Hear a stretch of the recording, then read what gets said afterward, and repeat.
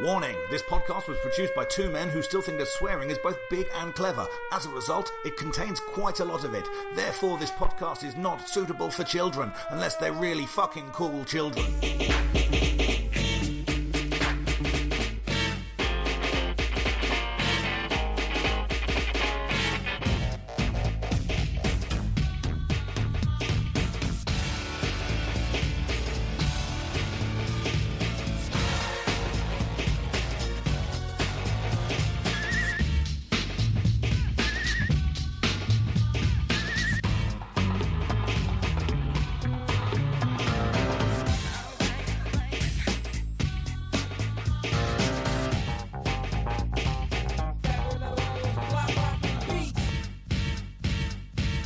Yes, people, Dave Fensom here with another episode of Pop Collaborate and Listen, as always, joined by the magnificent Mr. Krister Greer. Magnificent, I like it. I feel magnificent now. Thank you, Dave. You look magnificent. You're a star. Yeah, you're a stud.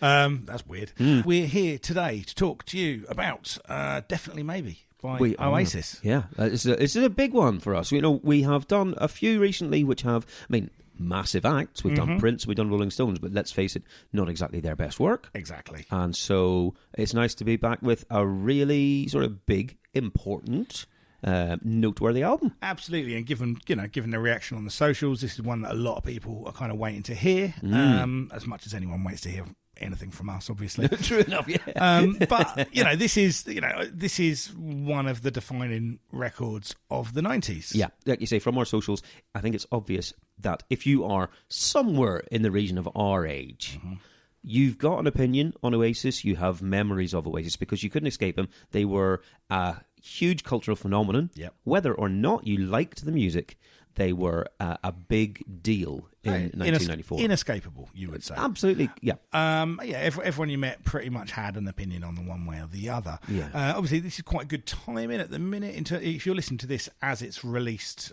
for the first time, this is, we're in the midst of the, just actually post the Liam Gallagher 30th anniversary shows.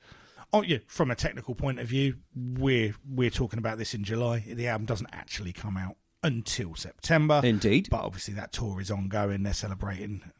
Right, yeah, it's being marked. I say they are. Obviously, quite notably, they are not. But, that's also true, yeah.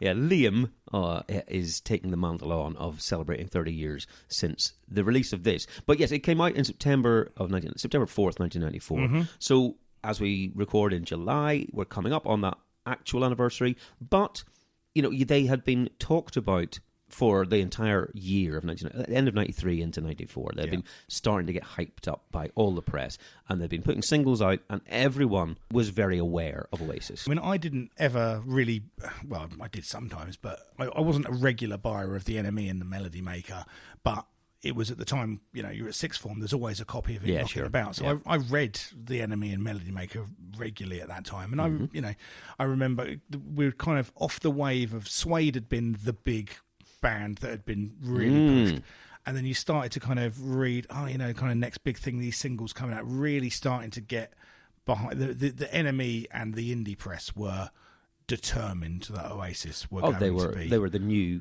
heroes of the scene. Yeah. And they were touring extensively. They were, I remember, even before the record came out, they were up and down the country, like Bedford Esquires, little venues like that. Every single place. Yeah, they did whenever Alan McGee of Creation Records first signed them, he put them out on a co-headline tour with Whiteout, who went on to do pretty much absolutely nothing. Yeah. Disappeared, ironically. Yes, indeed, yeah. But then they very soon after got their own headline tour, and they were just doing the toilet gigs up and down. They were doing TJ Newports, all those ones.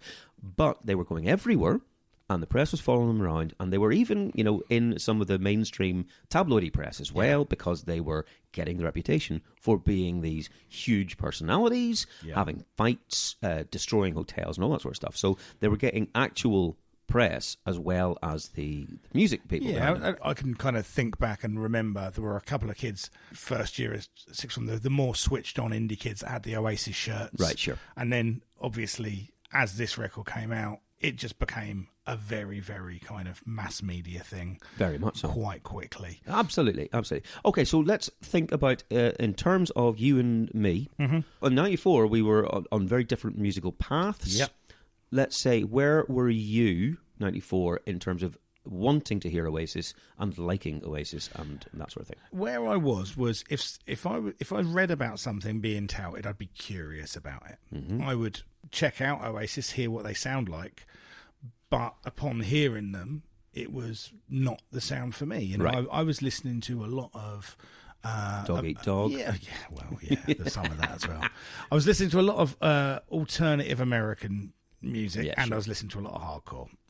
Right, because we're not entirely post grunge in 1994. No, but we are tail end of. Yeah, and then the hardcore scene, I guess, became more noticed out of the end of that. Sure, yeah, and I was, again, as a bit of a contrarian, interested in listening to stuff that fewer people were listening to. Sure. Finding stuff that I felt defined me more in that way, and and so I was interested in stuff that seemed forward thinking. Mm-hmm. That's how I was, either in terms of like kind of musical exploration, ideas, or kind of immersion of genres and things like that. Okay. Because I can look back at some of the kind of kind of hip hop and rock stuff that was being merged together at the time that I was interested in, and some of it has not aged very well at all. Sure, but we did a whole episode on censor. Exactly, but but then you look back and you go, it was something that hadn't been done loads before, so you were checking it out. Yeah, and some of it was good, some of it was bad. Sure. For me, Oasis, it felt like, I've seen this before. It's someone rehashing.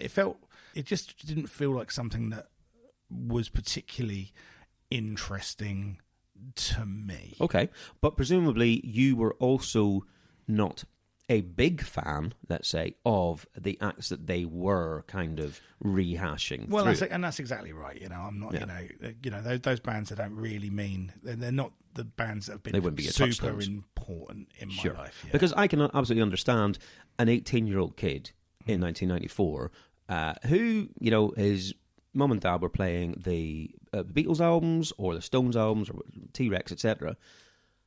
This is his version of that. He's hearing those influences, he kind of likes them, and then this is my band of that ilk. I get that. Sure. But if you're not into that sort of stuff, then it doesn't necessarily hold that cachet for you. Yeah. That's fair enough.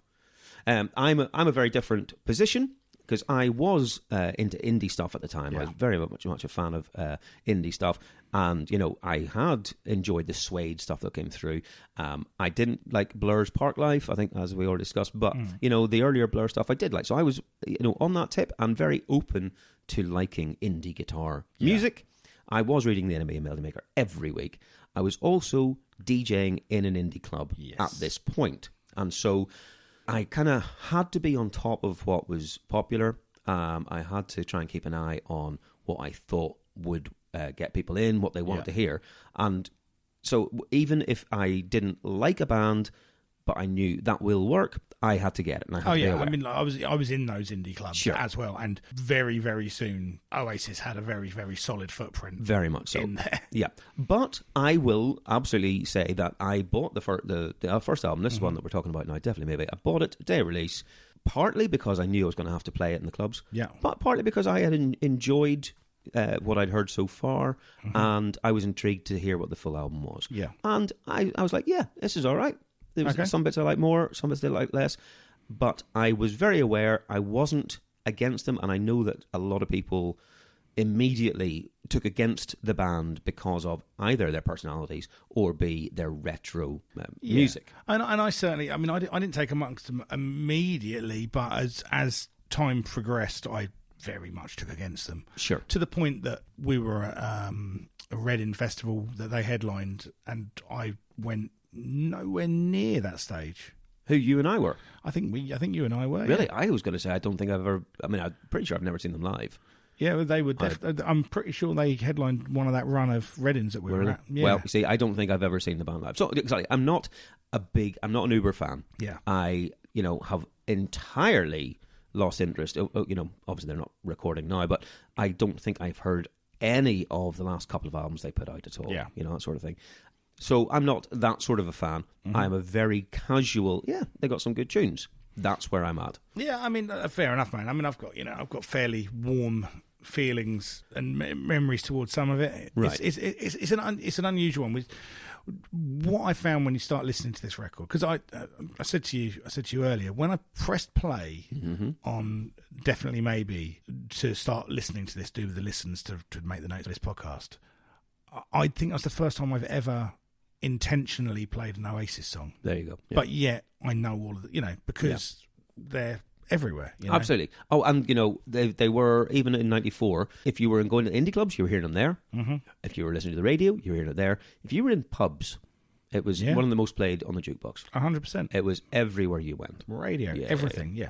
And in terms of just the scale of the thing, it became the UK's fastest selling debut album. Yeah. It sold something like 100 or 150,000 in its first week, which is insane amounts of records because of the hype it had been getting in the press and in the mainstream press as well.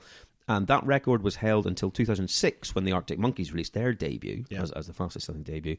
It has sold over 2.4 million copies in the UK, which is 8 times platinum. It sold 8.5 million worldwide, which is a huge amount. It's a massive amount. It puts it at number 71 in the UK's best-selling albums list. Yeah. But, we will get to it at some point. Their next album is stratospheric. It's number 5 best-selling album of all time. Yeah, and that's the one. We'll talk about that more at the time. But that was an album that I could not escape. No, absolutely.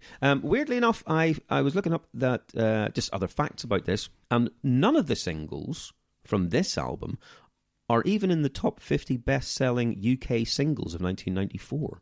Wow, that is interesting. Yeah, not even top 50. And they all sold decent. Yeah. Or some better than others, but not one of them is in the top 50 UK singles of 94. But that's probably because shit like the Mighty Morphin Power Rangers, Redneck's Cotton Eye Joe, Man United, Come On You Reds, they're all on the list. It's that sort of novelty shit that sold the numbers in the pop charts. The album is number 21 in the year-end album charts. Okay. So, just between Take That's Everything Changes and below People's Elegant Slumming. Right. Okay. Well, look, let's start as we do by having a look at the album cover. Yes. Okay. So we've got a very carefully stage managed candid shot, shall we say? Yes, it is. It's a shot that they planned out ish with the photographer, and they were all asked to bring in something. All the members of the band were asked to bring in something that they wanted to have on the cover or that represented them or whatever it is. And so you got a load of different bits and pieces in a bit of a kind of quirky layout. I mean, to me, that smacks of fun wedding photographer's idea. Do you know what I mean? Doesn't it? Yeah, well, exactly. So I think Noel brought in the video of The Good, the Bad and the Ugly, which is the thing that you see on the TV because it was like his favourite film. Okay. He also brought in the Burt Bacharach picture because he was a huge fan of Burt Bacharach. Sure. Then a couple of them brought in some football ones, and you got someone from Man United and someone from Man City because you couldn't have just one. Yeah. And then there's there's a glass of wine and there's some cigarettes and this sort of thing. Flamingo. I mean, I don't think it's a particularly great album cover. I think it's one of those things. It's kind of iconic because the album's iconic. Absolutely. Yeah. And the first thing that strikes me is how shit is that TV? Oh, God, yeah. With 1994, just massive CRT. Video underneath it. Yeah, VHS player. And also thinking, just imagine if someone had just trod on Liam's face just then. It would have saved us so much. I mean, there's a story that they got Liam lying down because they had just been to an Egyptian exhibit and there were loads of mummies in there. Right. And the photographer was like, oh, right, pretend you're a mummy. Like you say, photographers are dickheads at times. But if I were Liam, knowing what he's like, he wouldn't do it if he didn't want to. Yeah. He must have thought, that's a great idea. Yeah, I'll have my wine right here. Yeah. Right. Yeah. Going to do the voice, are we? I can't do it. Fucking worried I'm going to piss enough people off with this anyway. So right. Anyway, okay. Right, so look, that's the album cover. It is what it is. It's fine. Like you say, now that the album became what it became, you look at that and you go, oh, well, that's the first Oasis album. Of course it is. It's not the sort of thing that I'd want on a T-shirt or... No. I mean, it works on a poster, I guess, but it's not wow. And you do also look at them and go, most of you don't really look like rock stars. Well, no. Well, they weren't. They became rock stars, but they were just a bunch of lads. Yeah. All right, well, let's kick off then. So first track. Right. Opening track, first track on the debut album is Rock and Roll Star.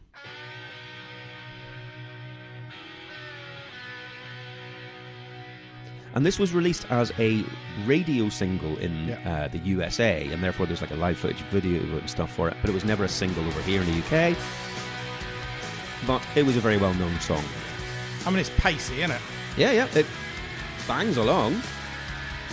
I mean, it's absolutely bog-standard blues pub rock, though, isn't it? Oh, well, that's Oasis. Yeah. This could be status quo. And sometimes in songs it is. Yeah. Sure, yeah.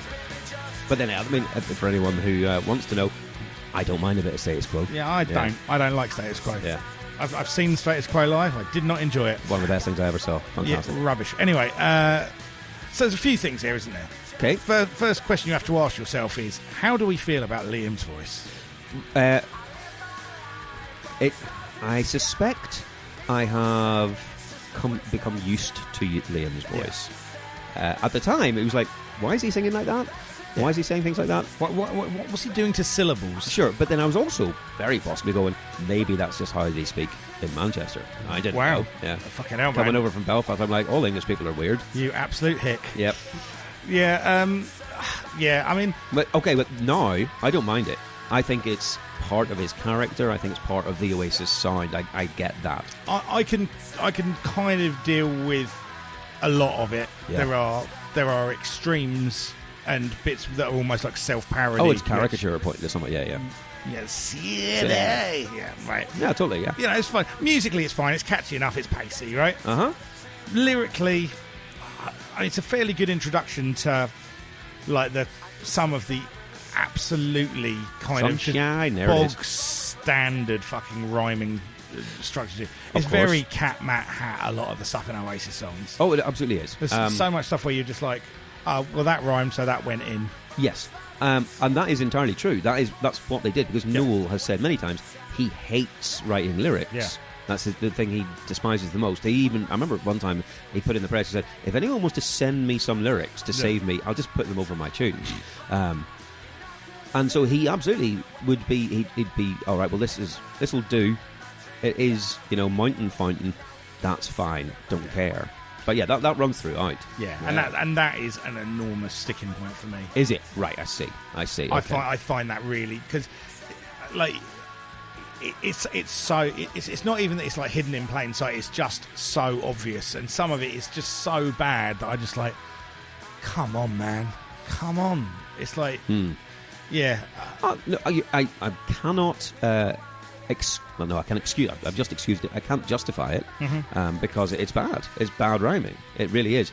But I think that's what Oasis do, and I'm able to give them a pass on most of that. 100%. I mean, the thing that you've got to address here, though, right, is, as an artifact, this song, as a statement of intent, as the first track on your first album, given what followed, you're like, it almost is a little bit immune to criticism simply because of that. Right. Because it's like, that whole thing of like, if you're going to fucking do it, you got to back it up. Yeah. And it's like, well, I don't particularly like this song. Right. I think it's fine. Okay. But fuck it. You can't argue that they fucking meant it and did it. This is track one. They are setting their stall out. And there's a few songs along the album where it comes back to this kind of an idea of, I want to be a rock and roll star, I want to be famous, I want to live my best life, I want to get out of the rut, I want to leave the mundanity behind, all this sort of stuff. I have dreams of being something better. Yeah. And more exciting. And you know what? And I can 100% relate to those messages. Like, if you go back to Blur, a lot of my criticisms of Blur are around inauthenticity. Yes, right? they are, yep. About fucking, kind of, fey bullshit, right? Yep. And, you can't criticise Oasis for, they are meat and potatoes. They say what they're going to do. They rise above it. They did what they said they were going to do. Yeah. And, in retrospect, I've got a respect for that. I do respect it, and I rate him for doing it in that way. But my issue was always, this fucking song just doesn't fucking talk to me in any way, shape or form. It didn't, right. And that's... No. I mean, it's not clever or intricate, or it's not, there's no subtle messaging, anything like that in this. You're absolutely right. It is just them going, this is what we want to do. This is the life we see out in front of us. It's aspiration, it's hedonism and optimism, it's all those things. And it is the backlash against grunge. Noel has said a few times that he loved Nirvana, he loved Kurt Cobain, but the fact that Kurt Cobain was putting out song titles like I Hate Myself and I Want to Die, Noel couldn't relate to that one bit. Because he was like, well, no, I want to write music, and that's my dream, and I want to be a musician, and that'll be the best thing ever. Yeah. And I'm sure Kurt thought that before he was famous too. But Noel was like, well, no, that's not my thing. My thing is, I want to be a rock and roll star. I want to fucking get out in front of people and change lives and whatever, just be this idol. Because he'd seen so many of his bands that he liked do it, and was like, that's the life I want. I get that's a thing, and I think this is a fantastic track one. I think this is a brilliant intro to the album. This is an inspiration to their peers who are 18-year-old working class lads going, nah, come on, we can do better than this. But the other thing, I think we would agree on a lot of that. I actually think this is a good tune. Sure. I do. I think that any criticism that I've got for this song is kind of a bit pointless in a lot of ways. But, it's I don't love this song. Fine. Yeah. No. As a piece of music, I would absolutely see that this isn't your thing. Yeah. Now, I think this works perfectly fine for me as someone who likes a lot more indie stuff. And also this kind of more lumpen indie. But I think this is a good, rollicking, fun ride. Yeah. And I think it's a good riff. I do kind of like the bit at the end where it's like, it's just rock and roll, and it does that little sort of spiralling bit. I like that in there. I quite like that bit, but, again, it sounds like Status Quo. Maybe that's what we're going to come back to. Does this one sound like Quo? Yes. Well, Krister likes it. And I want to be really clear. When I say something sounds like Status Quo, I do not mean that as a compliment. Right? Right, let's do track 2, okay. Shaker Maker. And this is the first single that we've come across. It was the second single they released in June of 1994. Yeah. It got to number 11 at the time. So, obviously, this one was famously the centre of a lawsuit. Yes, because of the Coca-Cola I Want to Buy the World a Coke song. Exactly, yeah. But so the New Seekers, I'd like to teach the world to sing. Coke used that in an ad in the 70s. And I don't know whether you have to give it credit for being ballsy, or if you just go, why have you done that? Because it's not like they're trying to hide it. No. They're literally just taking the tune and putting different words to it. Well, not even that different. It's like, it's like, I'd like to teach the world to sing, and he goes, I'd like to be somebody else. Yeah. Like, you've not even hidden anything. No. How did Alan McGee from Creation not go, lads, you can't do that? Yeah. He's been around. He knows the ins and outs of the music business. But he just let it happen. And it put out a single, no less. It's ballsy, but I think it's a very strange decision. Yeah, I mean, this was one of the first ones I heard after I'd read all the hype. It's the second single, so... This might have been the first song I heard by these. And I remember just hearing this and being like, fuck me, is this it? Like, after all the hype. I despise this song. I cannot stand this song. Right. I hate everything about this song. This fucking the fucking languid fucking twanging guitars. Liam's nasal atonal. I mean, voice. He's being particularly annoying in the voice on this. The pointless fucking wacky lyrics throughout. It's just regressive, basic dirge, man. Okay. I mean, there's an element. There's a side effect of nostalgia that attaches itself to this, right? Yeah. That I can't escape. But I tried to be honest with myself about this song. And, I tried to be honest with myself going into this. Because I'll be honest with you, what I was expecting going into this album was a lot of backstepping. And going, right. I've tried to listen to this as fresh as I possibly can. Yeah. And I just do not like this song. I think this is a terrible song. Right, okay, wow. I mean, the things about the lyrics, we've already said that Noel doesn't like writing lyrics, so he just writes some shit. Yeah. And in this one, he's written about Mr. Soft, which is from the Trebor ad. Yeah. The Shaker Maker is a toy that they had in their childhood. Mr. Clean is a jam song. Yeah. Mr. Ben from the TV show, etc. Yeah. He's essentially just put some shit into a blender of words to make it fit the lines. Mr. Sifter, he was driving past a record shop called Sifters on the way to the studio to record it. He needed a word. He saw that. He put it in. It's that sort of thing. Yeah. So I will not argue any of that at all. I don't think it doesn't work is the thing, because I think this is just a nonsense song. I think it's just this fucking I Am the Walrus sort of nonsense, right? It's that. I don't think it's a very good song, except that it is a good tune because it's not their tune. It's a catchy tune. There can't be anyone listening to this who hasn't heard the original of I'd Like to Teach the World to Sing. But if you haven't, and you're like, is it that close? Yeah. This is what it is. It's exactly the same. It's exactly the same. It's exactly the same, yeah. And so, if you like that tune, you probably like the tune on Oasis. Whether or not you like what they've done to it. If you like it fucking wailed by a fucking mankin pain, then absolutely. Sure. I don't think this is a great song. I don't think Shaker Maker is a very good song. No, I think it's one of the weaker singles, definitely. Yeah. I'm surprised they put it at track 2 on the album. I think that's a strange choice to kick in after Rock and Roll Star with that. But I think it's... All right, let's say I think it's 4 out of 10. Mm-hmm. You're presumably 1 or 2. I'm 3 at least. Yeah, at the very highest. I just don't like that song at all. I've always disliked that song. Sure, I never got it. It didn't particularly work well in the clubs because it's a bit slow. But by the point it came out, it didn't matter. People were on the dance floor walking like Liam.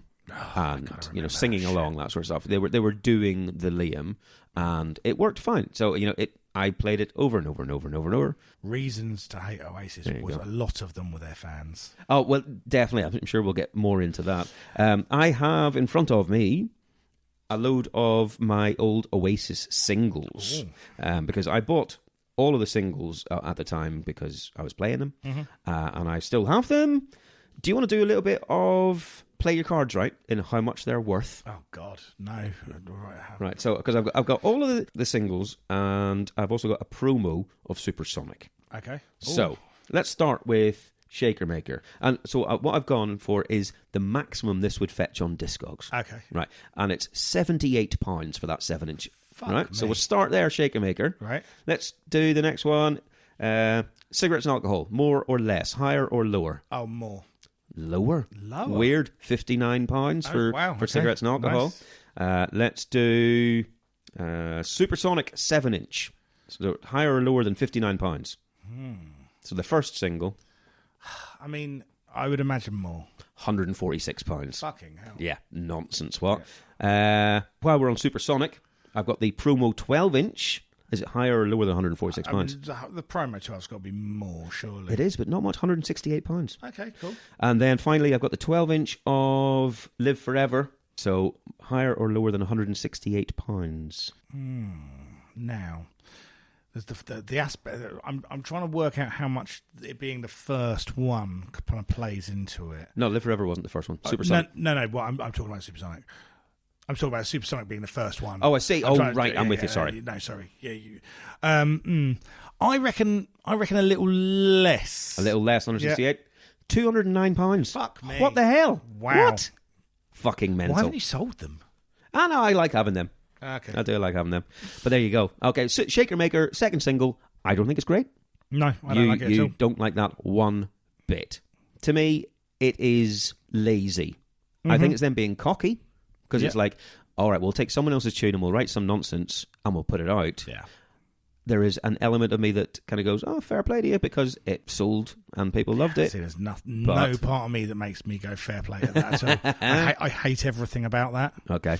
All right, well, look, let's move on to the next one then, I guess. Yep. Track number 3, which is another single, and this is Live Forever. And this was the third single, the one that came out just before the album, in August of 1994. It got to number 10. Yeah.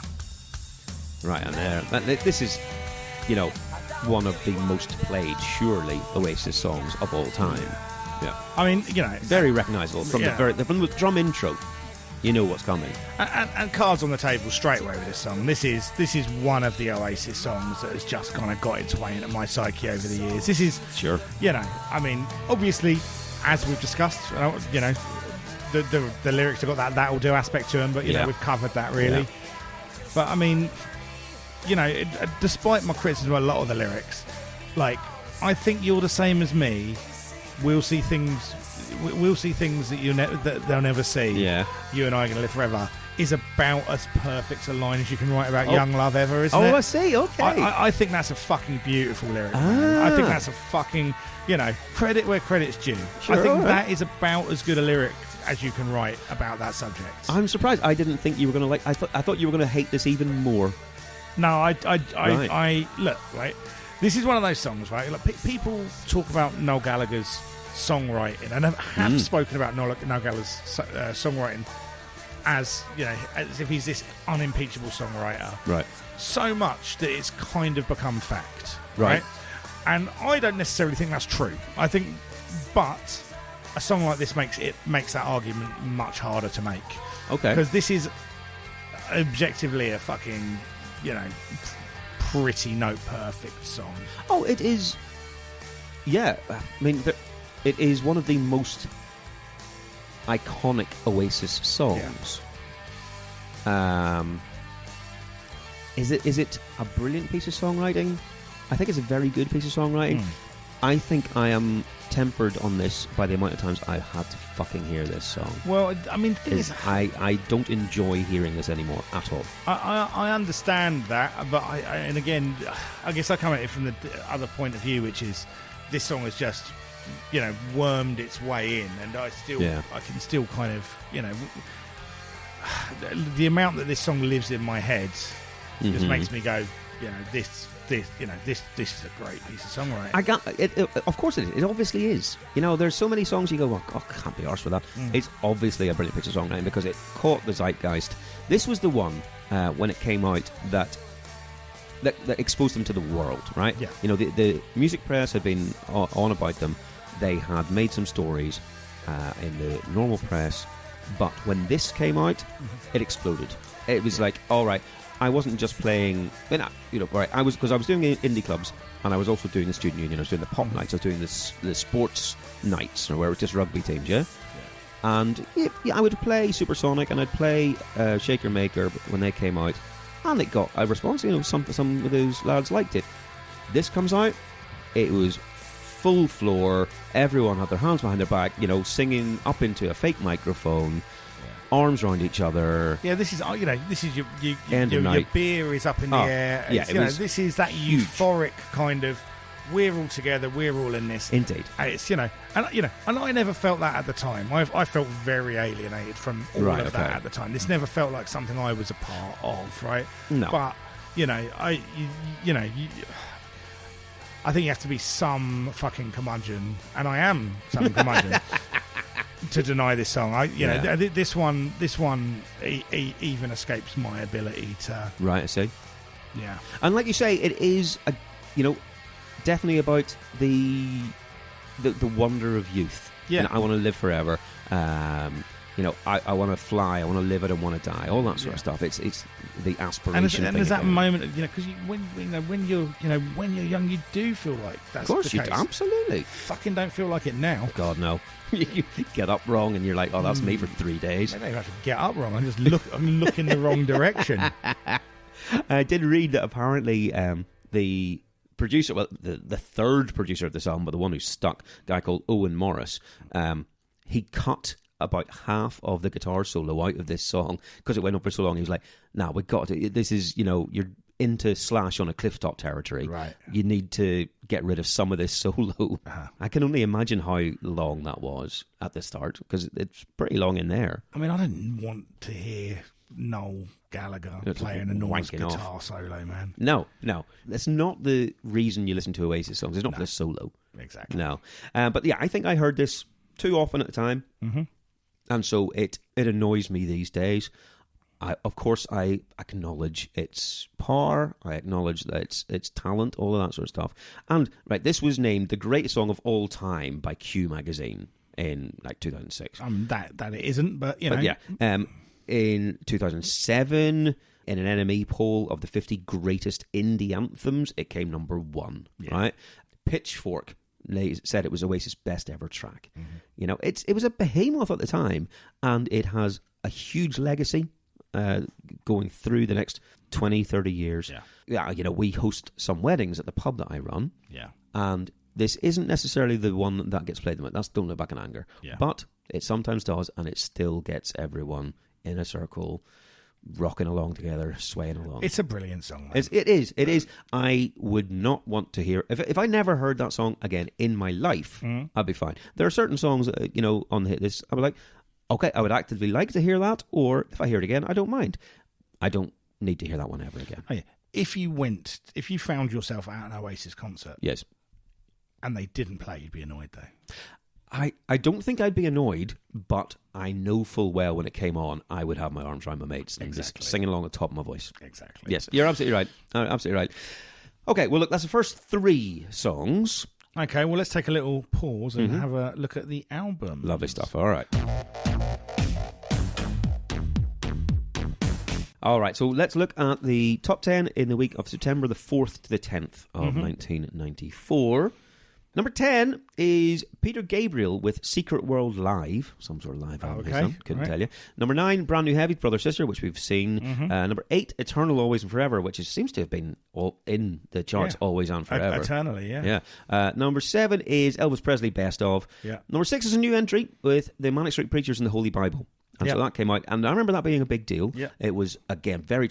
the Manics were a big deal in the music press anyway. Yeah. And then this one came out, and it was a bit more raw. It was very edgy. It was a spikier album than the previous one, and people were really into it. It passed me by entirely. Well, see, I didn't listen to it at the time. I had a girlfriend later on that was really into them, and this was the one that but by the time we got to kind of Everything Must Go, that era, I was not interested in Manic Street Preachers. God. But I went back and I heard this one, and this is the one that I liked. I haven't listened to it for years. Do you know what I mean? I haven't. It's not a record I tend to go back to, but this was the one that I liked. Sure, if someone forced you to listen to a Manics album, it would be that one. Yep, all right. Number 5 is Blur Park Life, which we did on a full episode on. Number 4 is Cyndi Lauper's with 12 Deadly Sins, and sins spelt C-Y-N. Yeah, we get that. Yeah, indeed. On a total side note, I am very much enjoying... have you seen Paul Sinha has released an autobiography? This isn't a joke, but there is a punchline. He's released an autobiography, and it's called One Sin a Lifetime. Brilliant. And that is fantastic. I love stuff like that, man. It could not have been written better. Yeah, you couldn't have made a name up better than that. Wonderful. Number 3 is Wet Wet Wet's Greatest Hits. And number 2 is a new entry. It's the Three Tenors in Concert, 1994. Okay. So a new one of theirs. And I do remember that because Oasis kept it off number 1, and Alan McGee said something like, "Oh yeah, well, Oasis are so good that even 3 fat lads shouting on a stage can't keep them off number 1." Fantastic. Yeah, indeed. Yeah. So that's your top 10. Not much to go on there. Other stuff though that came out, we've got Echo Belly released Everybody's Got One, which got to number 8. Which is, I don't remember that getting top 10. And also, I don't remember Echo Belly being such a big deal at this point. I thought they were more like 95, but apparently they were already doing the rounds. That's fair enough. Public Enemy released Music in Our Message, which got to number 12. We talked about this one. We did, because the single was on the last one. And it was, for me, the first Public Enemy album, especially one that I had bought at the time going forward, that I went, oh, this isn't very good. Yeah. That's a real shame. And again, I've not listened to it in many years, but I suspect I'd be the same. Yeah, it's not one that's picked up any kind of, we actually really need to reappraise that now. No one's come back and gone, yeah, you were all wrong. Yeah, it wasn't really until they put out that He Got Game soundtrack that there was anything that was remotely interesting. Which was the year after that? I think it was a couple more maybe years. it's 96, 97, yeah. It's like 97. Yeah, probably. Dinosaur Jr. released Without a Sound, got to number 24. And Sebado released Bake Sale, which only got to number 40, but there's obviously that tie-in there. Yeah. Tesla released Bust a Nut. Got to number 51. What the name of a record. Refusing to understand that grunge had happened. Yeah, just complete blinkers on that one. Yeah, Tesla. I mean, we're coming up on the 30th anniversary of all of these. I wonder if Tesla are going to be doing a Bust a Nut 30th anniversary reissue. I'm sure they're doing very well in kind of 300 cap venues in the States. Totally. Of course they are. Usher released a self-titled debut. 94. Fucking hell, that is... I had no idea. Yeah. I mean, I'm guessing it must have been bigger in the States, because I don't remember anything to do with Usher until You Make Me Wanna, which was like maybe 98. Yeah, I mean, I remember when we were in HMV, Usher being a thing. Yeah, but that was You Make Me Wanna. I don't remember this. Not a fucking clue, mate. Jesus Lizard released Down, got to number 64, and I have always said I was not into Jesus Lizard at the time, and I don't really know much of their stuff now, but I imagine there are going to be quite a few people listening to this who'll be like, that's a fucking banger. Yeah, 100%. Yeah. The thing is, I didn't really own all those Jesus Lizard albums. I heard them, my friend Grant had them all. Yeah. So, like, they're all kind of one-word titles for the most part. Yeah. And so, like, I know the records, but I couldn't really tell you which one's which. No, that's true enough. I am a little bit surprised that this one only got to number 64, simply because, I'm guessing it's the first one after they released their joint 7-inch with Nirvana, and we're getting more press. Mm-hmm. And I thought more people would have checked it out, but still not that many. No.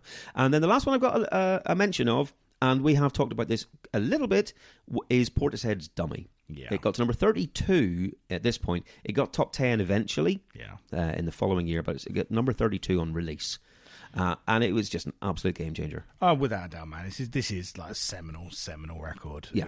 It's, I still listen to this record fairly regularly. It's wonderful. It's absolutely wonderful. It's amazing. Yeah. Nothing else sounded like it. No, ever. That's the thing. And they obviously lumped them in with Massive Attack, and I think we've already seen some tricky stuff as well. They're going, it's part of that scene, but it didn't sound like that to me. It's a totally different sound. No, it's a far more kind of classic kind of, and it's Beth Given's voice as well, and and just what she brings to the table with that just astonishing sadness.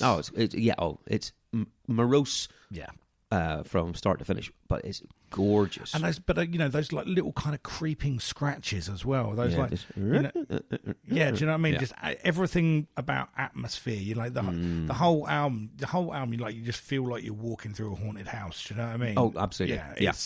It's a brilliant, timeless piece of work. Yeah, I can't think off the top of my head what else I would put in there, but surely it has to be one of the best debut albums ever put out. Yeah. And in terms of changing the possibilities, especially in dance music and what you can do and get away with, people must have looked at that and then gone, oh, hey, I'm more Chiba, I'm Sneaker Pimps, I can make a career out of this. Absolutely. And none of that stuff was ever as good. No, how could it be as good as Portishead's Dummy? My God. No, exactly. Yeah. But wonderful, wonderful album. So in terms of other stuff that was coming out in that, well, it's a couple of weeks. I've looked at the other stuff because Wet, Wet, Wet were number one for some of it.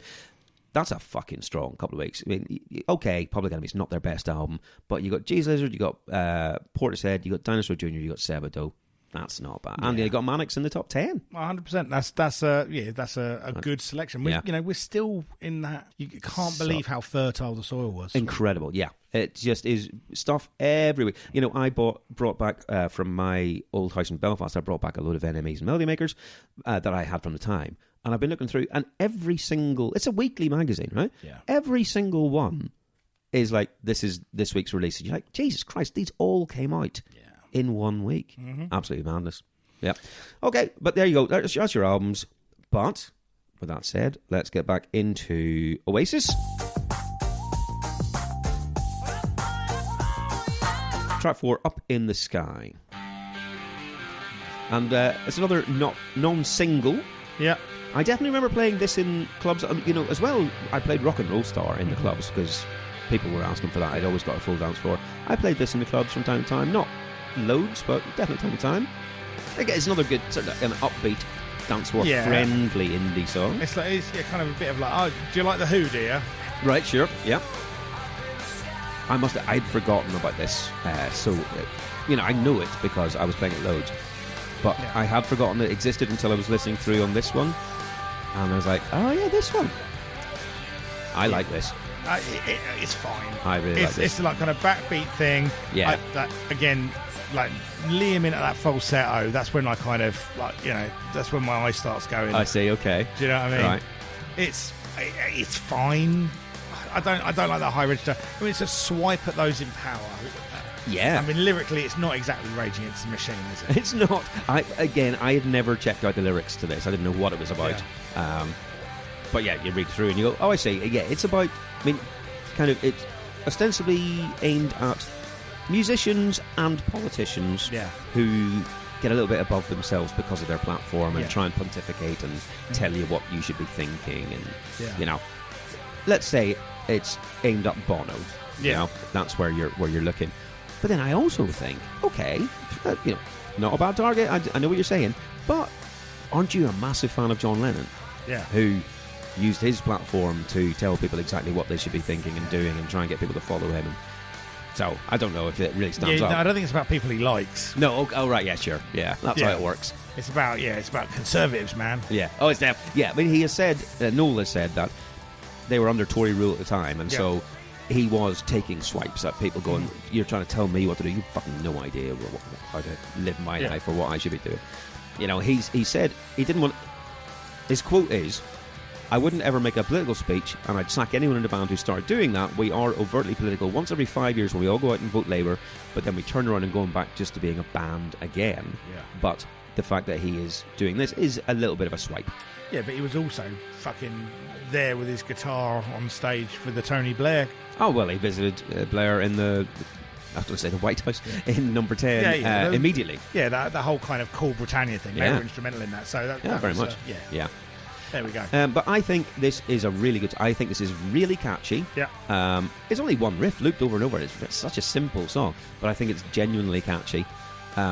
You saying about Liam's falsetto, I don't mind it, but I did read a quote. I don't think it's this song. I think there's another song where there's a falsetto part. And apparently at the beginning of their career, Liam sang the whole thing. Right. But as soon as they started doing more gigs, Liam would do the lower bit and Noel would come in with the falsetto bit. Yeah. Because, and I quote, Liam thought it was a little bit gay. It's like he couldn't even sing falsetto without it threatening his manhood. What about the lyric, how does it feel when you're inside me? I know. What? Yeah.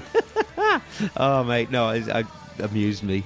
I mean, that's a strange lyric as well. Yeah, I mean... It is a strange one. There we go. But no, it's fine.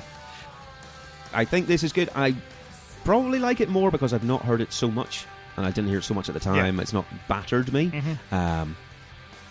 I'm not sick of it. Mm-hmm. But I also do genuinely think it's a really good song. Okay. So I like this one. This one gets a thumbs up from me. This would be in the top half of my... This is a wavering thumbs mid. Okay. Thumbs mid. It's a bit mid. Going towards the kind of... We're going to kill him? Yeah, this is a kind of a... I would describe this as a kind of southwest. Okay, I say right. Southeast. West, southwest. Yeah. Whatever, yeah. Right. Anyway, right. So... Okay, so that's number 4. So next one is called Columbia. It is. They released this as a white label before anything else. This was like the first thing that they put out to anyone as a white label 12 for like journalists and radio. Yeah, and we've got kind of the fuzzy guitars in here, and we've got kind of psychedelic overtones. Very much, yeah. Which is odd because Oasis always feel like a lager band.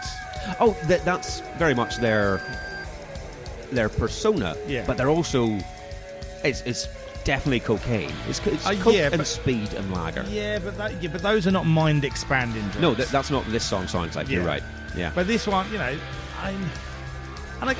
guess that's a lot of the appeal. That's because the majority of people, that's what they like. Sure, that's what you do on the weekend. Yeah. Apparently, whenever this came out as the promo 12, Radio 1 played it 19 times in the first couple of weeks. Wow. Because they just latched on to it, which was really one of the kickstarters of the whole thing. But it made a big impression. Yeah. Well, I mean, I'm much more driven towards this type of guitar work. Oh, I think this is a fantastic song. I enjoy it. I think this is absolutely brilliant. And it's got a great big pop hook in it. I like this one. It's got a bit of a Stone Roses feel to it, obviously. Absolutely. It's got that real, almost like shoegazy, definitely a bit of baggy, Roses, Mondays, druggy feel to it. Mm-hmm. If I picture where I'm hearing this, it's in a student flat after pubs or nightclubs. Everyone's, sitting in the dark, smoking joints, and this is on, and everyone's just sort of swaying. Yeah. Everything's very fuzzy. Yeah, I'm into that, man. Yeah. It's a big wash of noise on this. Great big poppy hook in the middle of it as well to differentiate it. Sure. I mean, it's too long. It's the second longest song, I think, on the album. Yeah, it's over 6 minutes. But yes, it's slinky. it's interesting. It's not as lads as a lot of them, like you say. But even though it's one of the longest ones, I don't think it outstays its welcome for me. I think I'm okay with it. I think I'm alright with it. It's like over 6 minutes. The main vocal bits are done by 3 minutes, so it is half a song of solos or feedback or washiness. But I think because of this sort of thing, that works very well. Yeah, I really like this. They said that it is named after the Hotel Columbia in London, where they used to stay every time they were in London. But then apparently, like at the end of the year, in '94, they stayed in it and trashed it and were kicked out and were never allowed back. Oh, really? Because it was always going to happen at some point. Oh, yeah. It's one of those, well, rock and roll, we're going to completely destroy our room. Yeah. And then some poor fucking... Some minimum wage working class person has got to go in and fix their shit. Exactly. Yeah. But yes, I think this is excellent. This is easily my favourite so far. And there we were. Now here we are. All this confusion. Nothing's the same to me. What I heard is not what I hear. I see the signs, but they're not very clear. I like the feeling that this song gives me. Yeah. And the aura it's presenting. Yeah, I like this one. Really cool. Really cool. Cool. Right. Well, that's where are we now? We're now 3.5 minutes in, and we're still got 3 minutes to go. Yeah. So that's what that is. But it does more of this, and that's absolutely fine. Actually, I'll tell you what I'm going to do. I'll take this time. I'll talk over the end of this. A little bit more. Play a card track. Oh God! Right. So, I said that in 1994, the album, this album was number 21 in the end of year UK album charts. Okay. So now I'm going to give you some other ones that we have done episodes on. Yeah. Or are going to do episodes on. And you tell me whether they got higher or lower than Oasis at number 21. Pink Floyd's Division Bell. Higher. Absolutely, it's number 5. REM Monster. Higher. They got to number 7. Yeah. Absolutely. Chakademus and Pliers, Tease Me. The album. These are all in the top 50, by the way. The album. Tease Me. I reckon it did. I reckon it did more. No, number 47. Oh, okay, cool, fair enough. No. Prodigy, Music for the Jilted Generation. Now. Yeah. You reckon more? Yeah. Than Oasis? Slightly less, 28. Oh, it was at number 28. Fair enough. And then Blur, Park Life. I mean, Park Life was massive, man. It must have done more. Yeah. It number 8 in the end of year roundup. Yep. All right, nice. Well done. Okay, but that's all right. That's Columbia. Let's fade that one out and move on to the next one. Which is, of course, another single. It is. Supersonic. The first actual single release, Supersonic. And yeah, this was the one that most people heard first of all. This was April 1994. Only got to number 31. Iconic little pick slide at the start. Yeah, absolutely. Yeah, the drum beat, the guitar, this is all instantly. Oh, you go, that's Supersonic. Instantly. Yeah. Noel has said this is probably his favourite Oasis song. But he says it's because they didn't invest a lot of time in it, mixing, writing, or playing it. They just went and did it. Yeah, I certainly didn't invest any time writing the fucking lyrics. They certainly didn't. And it's like, I sound like a broken record, but this is almost the best illustration of, look, I know that there's a reason why this is such a well-loved song, right? I know there is, right? And, you'd have to be deaf to understand that transition from the pre-chorus into the big chorus, where it opens out, gets fucking panoramic. Sure, yeah. That's a fucking brilliant pop music moment, right? But fucking lyrics in this song, like fucking gin and tonic, fucking BMW doctor on a helicopter, all this shit, man. Yeah, it's just like, fuck you. Yeah, I won't like this song and I can't get past it. I won't get past it. I see. It's dog shit. I mean, it is some of the most insanely basic stuff. Yeah. Yes, you're absolutely right. The only thing I'm going to come back with is I read an interview in one of my NMEs here, right, from 1994, June 1994. And Noel, it says, I met a girl the other night. I felt really sorry for her because she came up to me and said really quietly, I've got Supersonic and I'm really into your lyrics and I've been through a lot as well. And I just went, what do you mean? Supersonic is about some fucking 9-stone geezer who got charlied off his nut one night.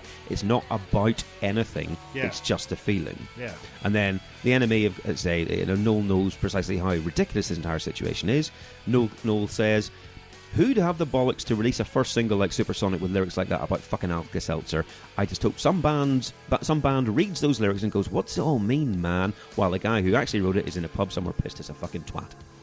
So he knows exactly. He wrote these lyrics apparently, allegedly, in half an hour. Yeah. I mean, and there you go. And that's there are a number of reasons why that bothers me. Right. But the whole thing, apparently, they were in a studio. They were supposed to be recording a different song to be their debut single, but they couldn't get the sound they liked. Yeah. It wasn't working. And then they just started jamming, and this was what they were jamming, this song. One of the producers who was in the band The Real People, was their studio, came in and went, this could work, make this a song. So they kept going, got a song. The rest of the band went off to get some food for half an hour. Noel wrote these lyrics, and like you say, I know a girl called Elsa, she's into Alka-Seltzer, she sniffs it through a cane on a supersonic train. Yeah. Bullshit. Yeah. He wrote these because he was like, well, this'll do. They came back, recorded it, and never mixed it again. They could have done a new version for the album, but they went, this is it, done. And so they know it's a ropey lyric one, but just the energy or whatever. Yeah, and it's like, that's good enough for you, not good enough for me. I know, that's how I feel. I'm like, no, fuck you. Fair play. Fuck you. That matters. It matters so much to me that I can't forgive it. Fine. I like the song. I don't think it's amazing. I forgive the lyrics entirely. I don't give a shit. The weird thing is, there are other places where I'll let shit fly. Yeah. But I don't know. There's just something about this where I can't. Right. I don't think it's one of their best songs is the thing. It was a huge impact, and I remember it coming out, and it was a start of something massive, and you could tell it was something massive, because as soon as you played this in the clubs, it was like everyone knows it immediately, and everyone's asking them for it. And it was a big deal. It was a real game changer on that. I don't think it's one of the best singles at all. I think it's an okay song, but I don't mind the lyrics. I think there's bits of it that are really fucking good. Yeah, but yeah, there you go. But, I don't know if we've all got our red lines. Absolutely. Mine was Prince doing sex noises on a lot of his songs in the last episode. There you go. Yeah. And it just turns out that the Elsa, as in I know a girl called Elsa, wasn't about a girl at all. It was about a Rottweiler who was in the studio, called Elsa, who had a flatulence problem, and obviously made a big enough impression on Noel Gallagher to include her in the lyrics. I mean, the only thing that I take away from that is I'm glad he had to smell dog farts. Just being in a small enclosed room. Yeah, exactly. Right, next one is called Bring It On Down. Absolutely, okay. This is track number 7 on the album.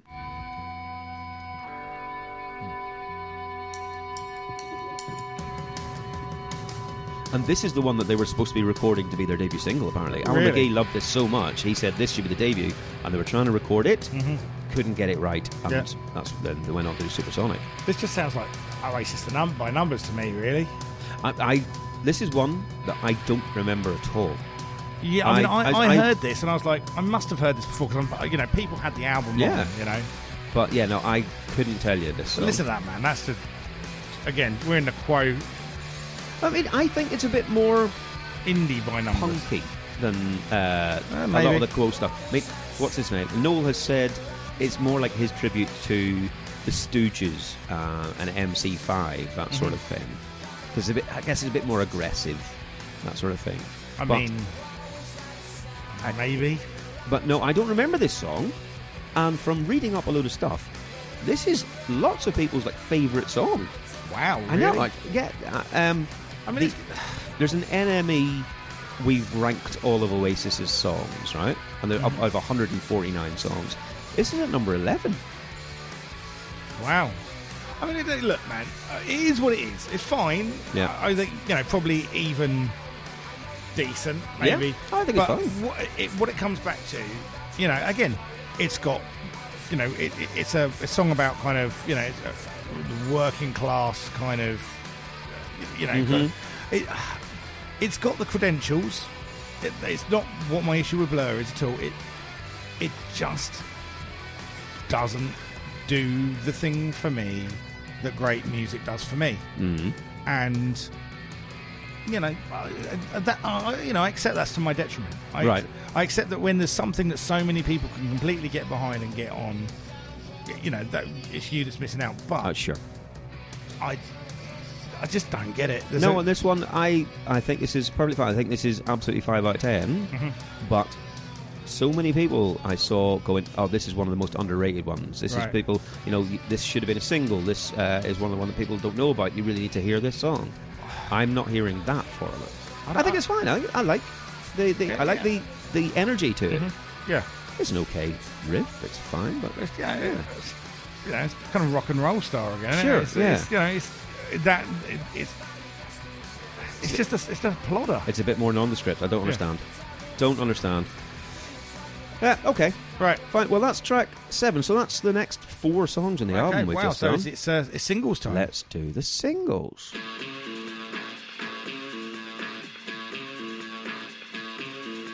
The top 10 singles in the week of September the 4th to the 10th are as follows.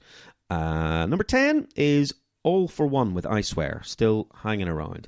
Number 9, and this is a new entry, and you'll definitely know the song. Well, I think you're going to name the song because I think they say it immediately, but if you can remember who it is. Rhythm of the Night by, fucking hell, it's who is not it? Entrance. No, it's one of those ones, though. Rhythm of the Night by This is the Rhythm of the Night. Ah, fuck me, who is it?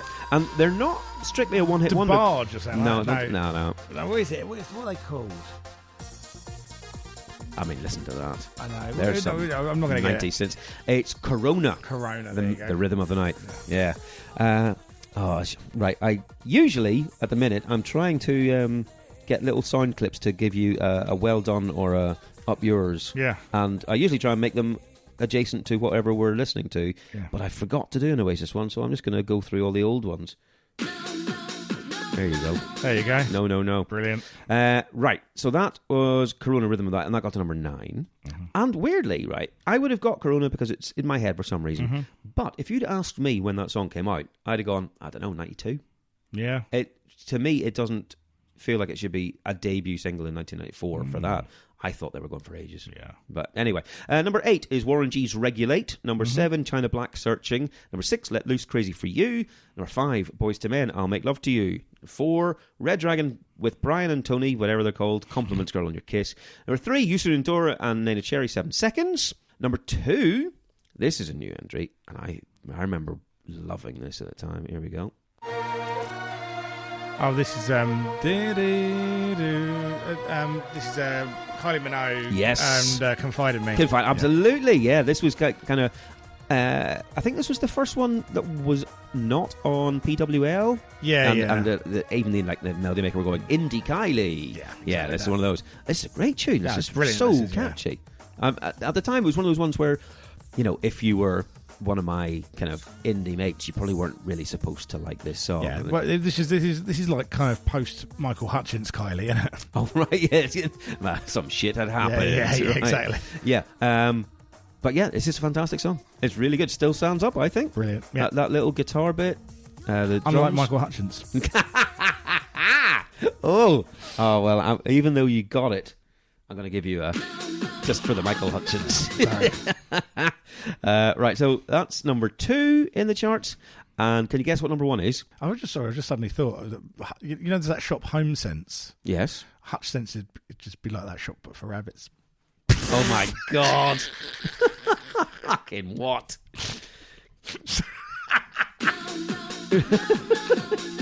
Fucking terrible person. Oh, I fucking got MC tonight. Oh, right. Number 1, yeah. Can you guess what number 1 might be in this top 10 singles? Oh, is it Wet? It's Wet. Of course it is. Love Is All Around. Still number 1. Okay, other stuff. There's a few in here. We'll rattle through some of them. We had a mammoth one last time. No, it was ridiculous. Yeah. It really was. I apologise to everyone for the last. I should almost try and set chapters in the podcast so you can just go, I'm going to skip this bit if it's not your thing. This is everyone's favourite bit. I know. Watching me fail at getting singles. True. All right. This one got to number... Right. So we got to number 16 at this point, but it's a re-release from, I think, 1987. Okay.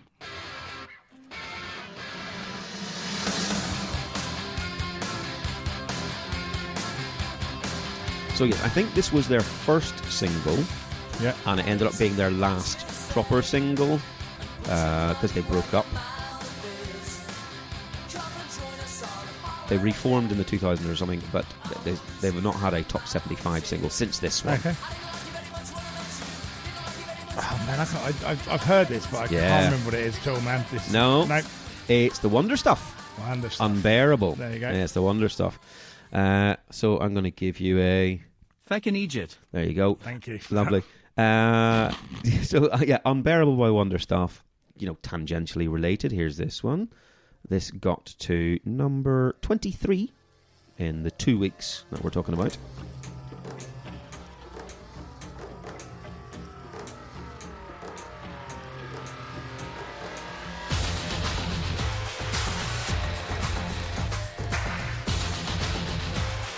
Wow. So this is going to be like... Is this Populate Itself? It is Populate Itself, absolutely. It's one of the singles I don't really remember. Right, yeah. I don't know what... I couldn't tell you what it is. No, it's called Everything's Cool. Okay. And I remember the title whenever you said it to me, but I don't remember this single particularly. Cool. But yeah, Everything's Cool. So I'm going to give you... Oh, yeah. See, I think that should have been a maybe. Damn it. Number 27, this one got to, but I can't play it to you, even though I'm pretty sure you would have got it immediately. It's not on Spotify. Right. Is Rollins Band Liar. Okay, yeah. I got that. Yeah, that album isn't on there, is it? No. Weird. There's a couple of Rollins bits, but not Wait. No. I bought that album thinking, all right, fuck it, I'm going to get into Rollins. That Liar track is okay. Yeah. And immediately I was like, this isn't for me. Nah. No. I don't really love that. I don't love that Wait album. End of Silence is a good record. Right. I didn't really get into the Wait one, though. No. And I remember Liar coming out, and it was on Beavis and Butthead, and, you know, it was big because of that almost. And I go like, yeah, fuck it, I'll play these in the rock clubs. You can't play that song. It's so... slow until the chorus is that nothing's going on. You can't play it for a dance floor. There's nothing you can do on a dance floor to no, it. I think I've tried to dance. I think I was probably there when you tried to play it. Yeah, the one time I went, oh, this is a bad idea. Yeah. Indeed. American Music Club released Wish the World Away, got to number 46. I'll play this, why not? You won't get it, but I'll play it. The Wedding Present got to number 51 with Yeah, Yeah, Yeah, Yeah, Yeah. Okay, that's what this is? That's what this is, yeah. I mean, it sounds very much like Lust for Life, Iggy Pop, yeah, very much so. But then that sounds like David Gage. So yeah, Wedding Present got to number 51. This one got to number 91. And I bought the album of this at the time. Sort of sleazy American alt-rock. Yeah. Afghan Wigs? No, but very, very much the same bracket. Okay. No, I got it. Girls Against Boys. Girls Against Boys. I forgot about Girls Against Boys. I forgot again. Right, Girls Against Boys, yeah. This is I Ain't Got a Place. Yeah, I haven't heard anything from them for years. No, well, they dropped off the radar entirely as far as I can tell. I don't think they've done any reformations or anything. I don't think they're still going. I don't know, if I'm honest. But yeah, that only got to number 91. And this one, I'm pretty sure you won't get this. It only got to number 93 as well. I've put it in because just as another example of that post-grunge when record companies were just going, sign that up. Someone will buy that. Fucking Creed. No, but it does sound like that. It's fucking... Yeah, it's in that thing and it's like not poor. Or right, sure, yeah. Again, it's like... Yeah. Like fucking the Collective. Exactly, Collective Soul was the one we did last time. Catherine Wheel. I don't remember Candlebox. Candlebox. Yeah. This is Candlebox. My God. And I was literally just naming those bands. Yeah. Fuck it out. Yeah, this is Far Behind by Candlebox. Yeah. I don't know this song one bit. No one cares. No, except I'm assuming Gaz from True Cult Pop. Yeah, I think I remember reading someone go, like, by the time you've got, you start with Nirvana and you end up with Candlebox. Oh, I see, right. Yeah, literally that was was one of those. Because this could be fucking Stained as well. I know, of course it could, yeah. Absolutely it could. Thank the Lord it's not, but yeah, it could. Okay, yeah, only got to number 93, like I say, so, whatever. But I had forgotten about the band entirely. Yeah, as had members of the band. Absolutely. I'll put this in, apparently. R. Kelly released a song called Summer Bunnies, which I don't remember. No. Got to number 23, so Yeah, okay. Red Cross and Sonic Youth released the split 7-inch of Yesterday Once More and Superstar, the Carpenters one, which is a couple of really nice cover versions on there. This one got to number 25. And you know it. Terrorvision? Yeah, it's Terrorvision. Yeah. Remember which one? Not yet. Right, so it's off the How to Make Friends and Influence People album. Yeah. I mean, talking about status quo. Yeah, I mean, exactly. Dun.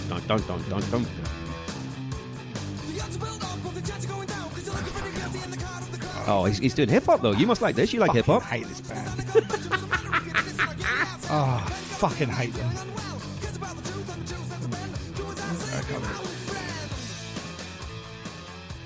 I can't imagine you're going to get this. Thing is, I remember this. Oh yeah, I remember this from like rock clubs at the time. Absolutely. Yeah. Pretend best friend. Yeah, there you go. Yeah. There you go. Oh, I'm going to give you... That is literally one of the things where I'm like, oh... Woo! Like, you know, you'd have asked me that question 10 years ago, I'd have probably got it, but my brain has excised that now. Well, you've got to make space for the important things. Yeah, worrying about stuff. Yeah. All right. This one... I don't think you'll get it. It's a band that we've done an episode on, and it sounds very much like the band. It's too close to be the Cranberries. Sounds very much like the band. Mm-hmm. Okay,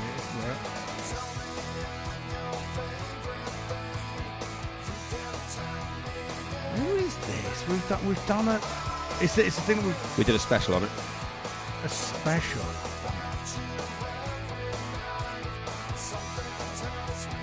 Was it a special? Yep. Yeah, we did a special on their debut album. This is like they then released a mini album, and this is off the next full album. Okay, why am I not getting it then? I thought you'd have got it from the sound of it, to be honest. I've got an absolute... You're blanking. I should know it though. Yeah. I mean, I don't think you'll know the song. That nasally voice. Yeah. But I'm just going... because we choose the specials. We chose this one, but it was nominated by a listener. Oh, fuck, it's... it's... Yeah, I know what this is then. Yeah, This is... fucking... They did Copper Blue. Yeah, exactly. Your boyfriend, Bob Mole from Husker Du. What the fuck are they called? My brain has just shut down on me. Copper Blue by... It's very sweet. Sugar. Fuck yes. Indeed. This is a track called Your Favourite Thing by Sugar. I was just going, who is that? It's got that Mark Lanigan sound. All right. It's Bob Mould, man. There you go. Absolutely. Wow. Only got to number 40, this single. Very annoyed I didn't get that. But it's off the album File Under Easy Listening, which didn't sell particularly well, and to be honest, didn't get reviewed very well either. People weren't really buying it. I don't think I've ever heard it. I've heard it because I went to a listening party in New York one time. I was over with my dad. He heard about this thing going on, and there was a listening party in a bar in Uptown New York, and Bob Mould was there. Yeah. And I have a T-shirt, or I used to have a T-shirt, a File Under Easy Listening T-shirt. He was just standing there by himself. No one was talking to him. While like maybe 4 or 5 music execs were at the bar having their free drinks, and he was standing in the corner while this record played. Wow, it was weird. But it was also my first experience of an album listening party, so I went, oh, this is what they must be like. Yeah, you just get the fucking artist, put him in a corner and go, don't talk to anyone, Jesus Christ. Yeah. And put the album on. But, anyway, so yeah, that's my entire experience of that album, if I'm honest. That's as far as it went. Okay, this one, you definitely know it. Mm-hmm. See if you can get which one it is. Wait, it's Snoop Dogg. Yeah. No, it's Dr. Dre. It's Dr. Dre. With Dre Day. Dre Day, exactly. Yeah, absolutely. Got to number 59. Yeah. Right, so you're going to get... What are you going to get for that? You're going to get... Total Respect. There you go. And this... So we're looking in September of 1994. Yeah. And the album was out in 93, wasn't it? So we're at the tail end of that, I guess. But Snoop had been bigger in the interim. This had been massive in the States already. Is that right? Okay. Yeah. This was the second single off of this in the States. This is the Eazy-E disc. Oh, okay. Yeah. Right, sure, that makes sense. Yeah. Yeah. This is the one with the kind of the Easy, the fucking guy dressed up as Easy in the video. Yeah. Which is what then Easy came back with real motherfucking G's. I see. Yeah. Got hip-hop beefs. And it's still happening. But that was one of the best beefs, though, because like Easy was getting... Every time this song got fucking played, Easy got money. Oh, really? Yeah. Oh. Because of the release deal they had. I see. How funny. Yeah. I would definitely, incite a beef for that. Yeah. Yeah, brilliant. Okay, yeah, absolutely. Dre Day. I've got it on the album as Fuckwit Dre Day. Apparently. Was that the full title? Was it? Right, fine. Only a couple more. And this one got to number 99. And weirdly, you've already mentioned this band. I've already mentioned this band. In this section. Collective Soul. No. No. Another kind of sleazy, dirty American. Afghan Wigs. Afghan Wigs, yeah. This is what jail is like, Afghan Wigs, off their Gentleman album. Oh, yeah. And that's a great album. That is good. I bought that on the strength of the other single. And I was like, yeah, this is cool shit, man. And then the last one that I have, it only got to number 95, but in my head at least, it's a lot more well-known than that would imply. Also because of Beavis and Butthead. Yeah.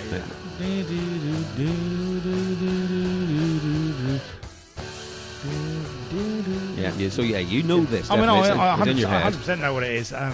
It's just it's whether the words come out of my mouth or not. Well, yeah. It's yeah. It's She used Vaseline. Yep, that by, one. Flaming Lips. It's not called She Used Vaseline, though. It's She Don't Use. She don't use jelly. She Don't Use Jelly by the Flaming Lips. Lips. Absolutely. Yeah, to me, this is. I've got this on like fucking a compilation. Is that right? As well. Yeah, I love this song. It's an iconic, alternative song from the 90s. It's brilliant, me. man. Yeah, it's one of those ones. It's there, it's along with like kind of Pushing the Daisies by Ween. Oh, absolutely. Yeah, sure. Yeah, all around that time. And to me, this is the era of Flaming Lips that I give a shit about. Yeah. I don't care for anything they've done since the 90s, if I'm honest. I don't even like Yoshimi and all those ones. I like Yoshimi. Nah, not a fan. But this one, Hit to Death in Future Head and Transmissions from whatever, really like that shit. Very impressed. But Soft Bulletin? You like Soft Bulletin? No, didn't like Soft Bulletin. Okay, what one I'm going to give you, because you got that one, I'll give you... You're so good. You're so good. Yeah. Sexy. You're right, I am. Also, just because it's on there, I'm going to do... My property is my property. Still makes me laugh. My property is my property. I write my postcode on with one of those invisible pens. All right, there's your singles anyway. There's some good shit in that. I think that's decent for a selection. I mean, if nothing else, we've got the Kylie Minogue song that's really good. Oh, really good. So happy days. But let's do the very last bit of Oasis, I guess. Yeah, we're into the back end of it. Okay. Track number 8 is Cigarettes and Alcohol. It certainly is. It certainly is. And this was a single, as I'm sure everyone knows. This was the fourth and final single off the album. October 1994, got to number 7. Highest charting of the singles. And it's status quo again. It's status quo and it's T-Rex. I'm very much T-Rex. Exactly. Exactly. But it's, again, so blatantly ripped off, both of those bands, that I remember going, what? How is this happening? And there was a B-side which was that just ripped off Uptight, Everything's Alright by Stevie Wonder, note for note. So at this point, there was definitely a case to go, why are Oasis doing this? Yeah. Is this their thing? Because it's success at any expense, really. Well, I like that tune. That's a good tune. Let's have it. Yeah. That said, so obviously this song, it's got those flaws to it. Yeah. It's got it's got the My Imagination. This changed people's speech patterns. For sure. Sunshine. But as if you've ever been a working class kid, Yep. and dreamed of being something bigger, Yep. and if you've ever loved rock and roll, and you've ever thought of rock and roll as an escape, no safety net and no failure, this, you kind of can't really fuck with this song. I see. This, there's things about this song that bother me, Right. but I don't know. This is a fairly glorious song, really. Are you speaking from at the time, or is this just looking back on it now? I think looking back on it, Okay. I didn't enjoy this song at the time, and I would have thought you'd have hated this song at the time. Yeah, I mean, I really hated the song at the time. Right, okay. I really hated the song at the time. But I've tried to be honest with tried to be. It's impossible to it's impossible to separate these songs because they're Very part much. of the cultural Very fucking much. background. But just as I tried to be as honest as I could with myself with Shaker Maker, and I went, Yeah, no, I yep. fucking hate this. I hate this. This, I'm like, it's a bit regressive and it's nothing new, but it's a really good distillation of an idea. Okay. It's an idea and it's a feeling, and you can get, and that's why I say, when you look at those fucking throwaway lyrics, Yeah. those just like, oh, I don't give a fuck about this. It's like, the lyrics of this are right. It's a statement of intent. They're not complicated, No. but they're right and they matter. Sure. And that's part of, I guess, why when they throw it away, it bothers me so much. Oh, I see. Because Do you know what I they mean? can do a decent one. Because Right. this says something, and it does all those things that music should do. It makes you think Right. about it. I think this is a great song, and I say it under protest. Well, yeah, no, I imagine so. This is obviously, this finishes off kind of the trilogy that he wrote about the aspirational stuff. Yeah. Rock and Roll Star, Live Forever, and this one. Yeah, It's the let's have it yeah, ethos. Let's do this. I always thought this was one of the more just simplistic songs in music terms. Doesn't say much to me in terms of the lyrics. Okay. And again, I'm coming from it as someone who absolutely enjoyed this at the time and would have sang along to it. And I was pissed when I was DJing. I was like, yeah, punch in the air probably. Yeah. But I've heard it so much, I'm going back to it and going, doesn't actually do much for me in terms of the songs on this album. Fair enough, man. It doesn't speak to me in that way. I think this is just one of the iconic ones. It's one of the ones that just kind of rises itself above the problems that I have with Oasis. Right. Great. Yeah. Absolutely. And it's Noel speaking from the heart. It is a call to arms. Yeah. It's a group anthem. All of those things. Noel has said, I've said everything I ever needed to say in those three songs. He And has, everything else, absolutely, I'm just saying it over again. Yeah. And, those are the songs that kind of resonate because it's like, maybe you should only fucking write when you've got something to say. Yeah. Having said that, I don't think anyone's really that bothered about high-flying birds, are they? It's certainly not. No. One of the other things about this as a single was it has the B-sides of I Am the Walrus and Fade Away. And I mentioned that they had... Is it Step Out Tonight? The Stevie Wonder rip-off one, I think, is a B-side that was something else. They got really well known for having actual really good songs on B-sides. Yeah. And interesting stuff. People say Fade Away is one of their better songs from Yeah. this period of time as well. And I think... when you get into the next album, you got shit like Acquiesce and stuff that was only a B-side. And I have a lot of respect for a band that puts an effort into making a B-side a song, not just sticking on a demo or a live version or something else. And so I do respect that.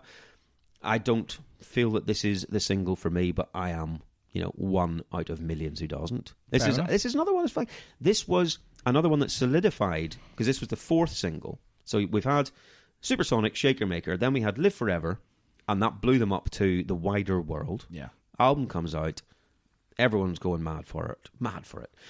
And then this comes out as a single, and this was solidified to me, they are now a lads band. This is people doing the Mank Walk, changing their speech patterns to speak like Liam, and dressing like him, and wearing those little John Lennon glasses all the place, cutting their hair. It's like, all right, it's not just indie kids doing that, because they were doing that already. Yeah. It's now just people are doing that on the street, and so it became a bit of a warning to me. Yeah, and I feel like a lot of the indie kids kind of disavowed themselves of them fairly quickly. Some of them, they were really like, this is what we are Oasis. And then because everyone was like, well, I can, put on those clothes and cut my hair like that. So yeah, I'm like you now. Those initial adopters were like, no, maybe not. Yeah. Because you would beat me up in the street if you saw me normally.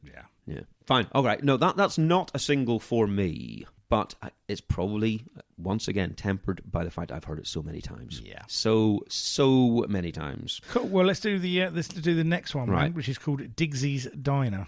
Digsy's Dinner. Dinner? Yeah, Is it dinner?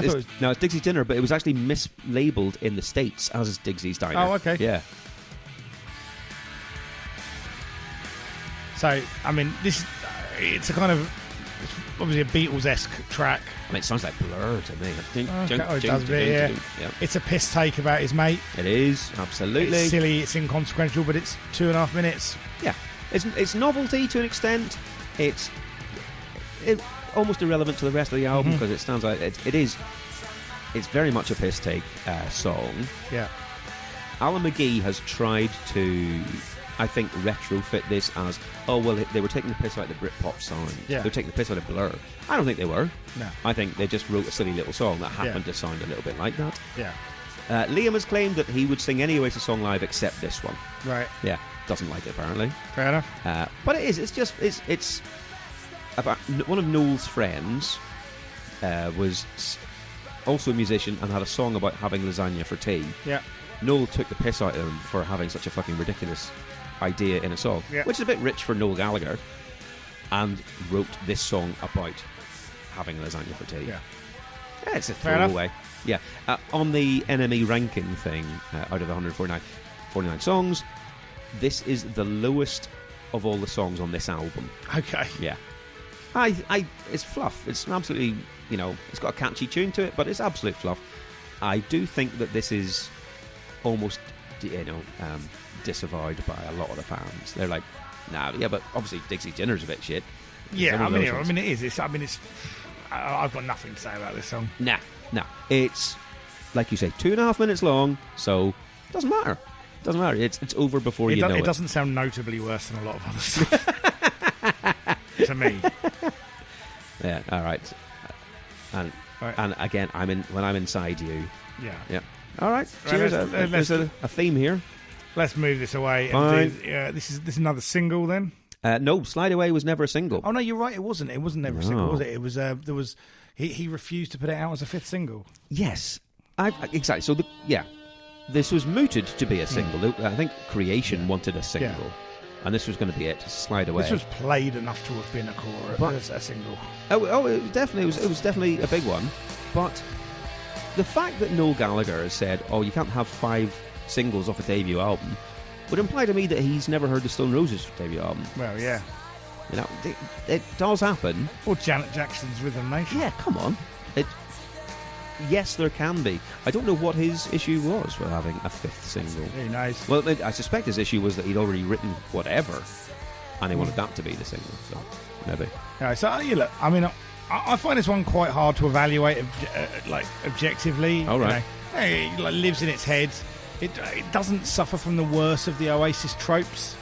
It's a decent pop song, but I don't know. Liam's vocals aren't as Liam Gallagher as they can be. But I also don't think it's got the same hooks. Okay. It doesn't put its claws into you like even like Supersonic, which I don't like, does. See, this is it's a nice enough chorus. Yeah. But this is one of the ones that another load of people seem to adore. Yeah. And say, well, this should have been a single instead of Shaker Maker, for example. One of the best songs on the album. Hugely respected. I think it's all right. I think it's fine. That's kind of where I'm at with it. It's too long. It's catchy. It's 6.5. This is the longest one. 6.5 minutes long. And it's a nice little. It's almost an anomaly because it's like a romantic love song. And there's not a lot of those on this album. No. And so it's nice that it doesn't mention cigarettes or booze once. It doesn't mention lasagnas. But I don't think this is a great song. And so many people online seem to be going, this is incredible. I looked up a Reddit post, on the Oasis subreddit, and there was one from last year of what's the best Oasis song. And a shit ton of people were putting Slide Away. Fair enough. Yeah. I can imagine if you're really into the band, this is, like you say, it's got that slight gear change. It's a romantic love song. Mm-hmm. I can see how if you love Oasis, this is a song that you love. Maybe so. It's fine. This was number 1 in that Enemies list of rankings. Oh, wow, okay. It's number 1. The Guardian did a ranking of all, and it was number 2. Okay. Yeah, no, I think this is very good. I do. But it doesn't do much for me. Nah, me either. And I can see why it's at track 10 on the album. It's like, all right, yeah, put it on there. It's fine. Chuck it on. Not a problem. Yeah, and, and then, there is another track on this record. Yes, indeed. This is essentially the last serious song, I suppose, or proper song. You would argue end it here, to be honest with you. I would. But debut album, 10 tracks, especially, as impactful as this album was, I think 10 tracks would have been absolutely fine. But no, they did do 11, so we shall play the last one. Yeah, indeed. Which is Married with Children.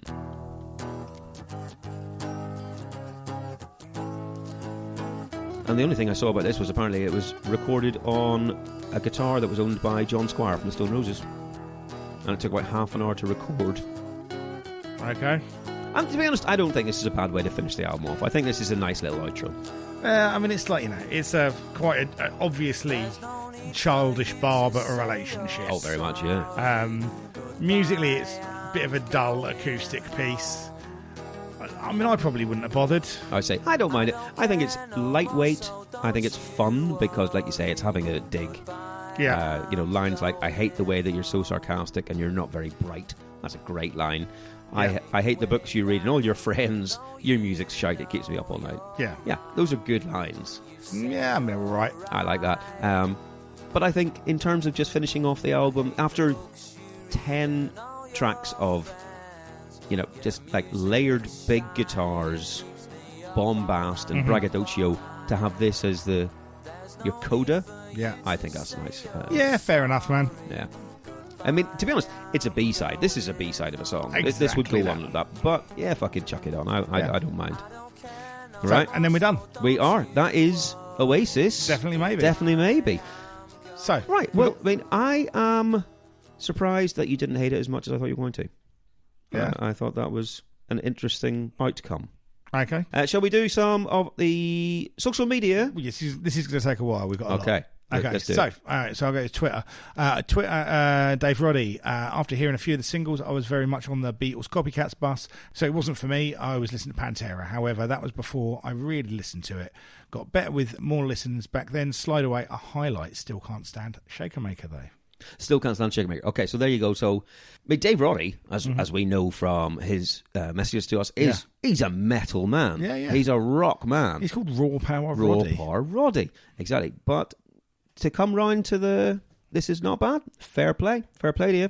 I'm going to go through some of the Facebook ones that we've had, and I'll start with Mike Coxon. I remember cutting the advert out of it for Match magazine, putting it on my wall as an 8-year-old, and coincidentally I put it on the car last night at the behest of my 7-year-old. It stands the test of time for anyone who likes rock and roll music and attitude, the working class, the youthful, almost naive idea of being able to go out and achieve anything you want in spite of anything.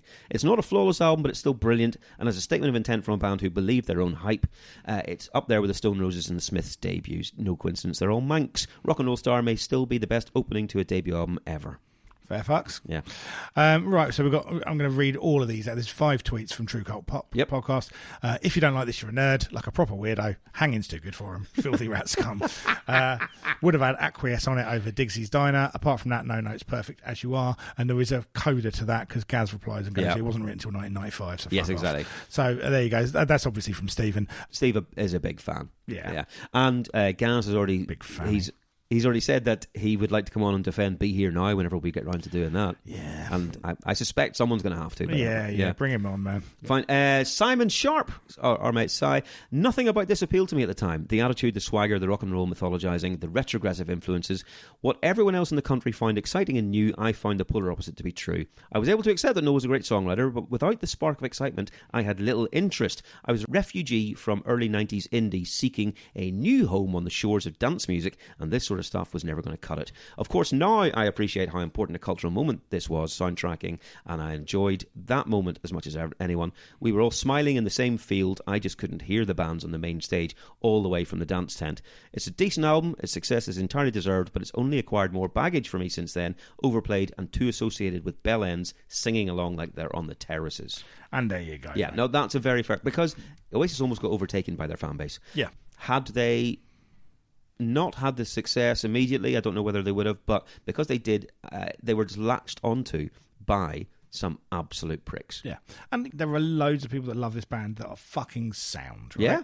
But there are... Yeah, it's like football fans, isn't it? Yeah. I mean, and remarkably like it. There's the few spoil it for anyway. Indeed. So anyway, going back to Twitter, Paul Phelan. I hated this on release. I hate it now. All my mates loved it and saw those two twats as idols. I was the one dissenting voice and would double down on it when someone would try and convince me of otherwise. Brilliant. Fair fucks, right, man. you stand your ground, Paul. Stand your ground.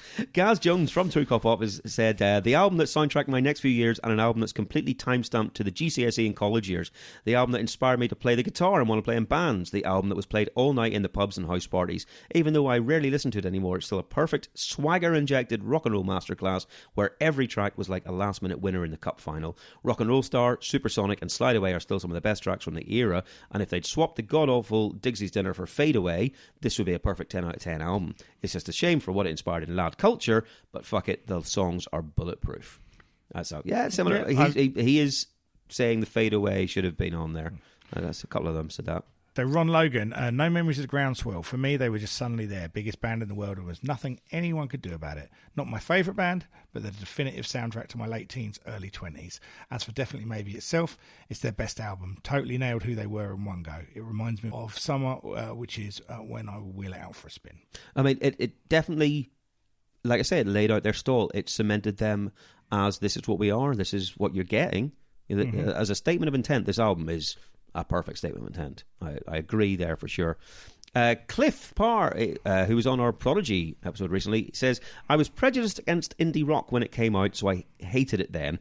I'm more open-minded about that sort of thing now, but unfortunately these days I'm prejudiced against the Gallagher brothers, so I can't give it a fair chance. Fair enough. Yeah. I understand you that, know man. your limits.